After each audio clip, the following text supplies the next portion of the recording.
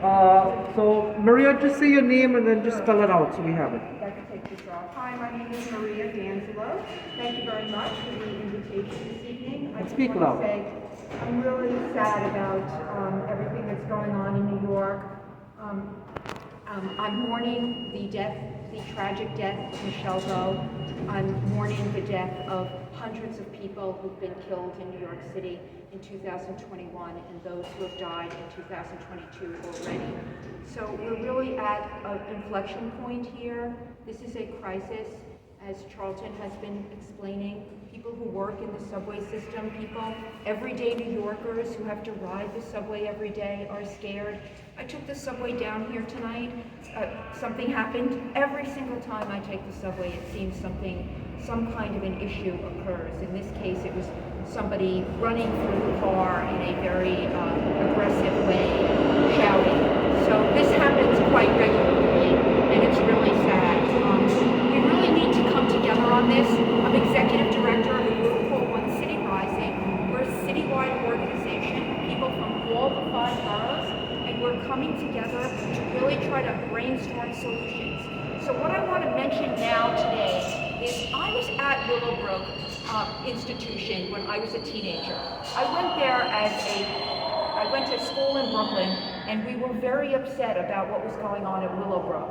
And I advocated for closing Willowbrook because it was a home for, it was an absolutely horrific, I still can see in my mind's eye, going there and seeing these poor, abandoned children and other people with really serious mental illness being just institutionalized. And I worked hard as a teenager to advocate for these people.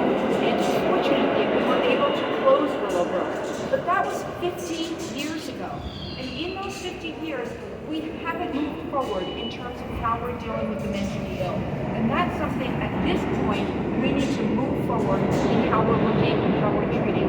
So the sister of Michelle Vo's killer unfortunately, sadly said that her brother had mental illness, schizophrenia, and he wasn't being treated for it. And it was a tragedy that he wasn't being treated.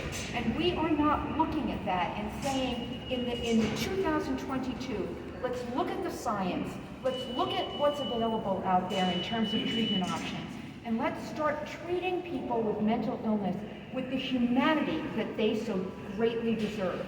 And we have to stop thinking that it's okay for them to live in the subway. It's okay for them to walk around without shoes in the winter. It's okay for them to be digging around in garbage pails looking for their next meal. That's not treating people like human beings. And the people in our government now who think that this is somehow a civil rights issue, that not giving people medical interventions and help when they have mental illness is somehow protecting their civil rights, I say that's nonsense.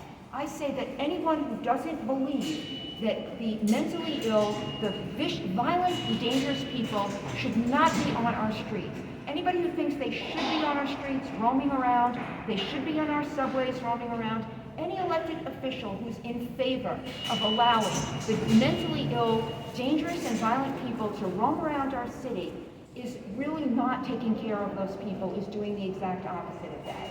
So I really commend your work. I do think it's time we start moving forward with these issues.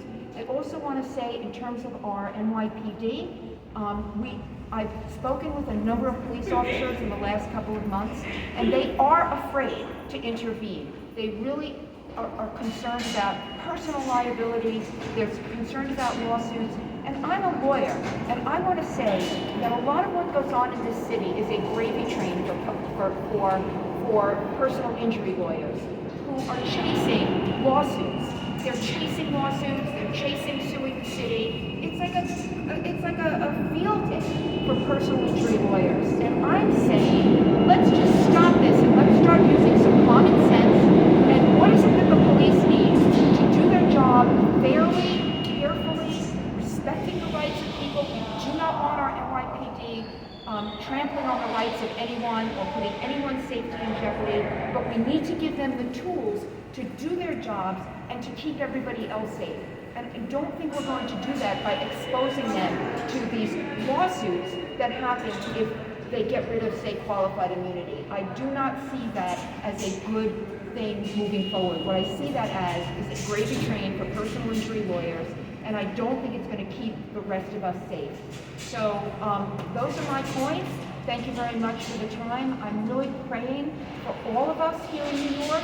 I'm praying that we find a way together to find the solutions that we need to solve these very, very, very difficult problems. Thank you. Thank you so much, Gloria.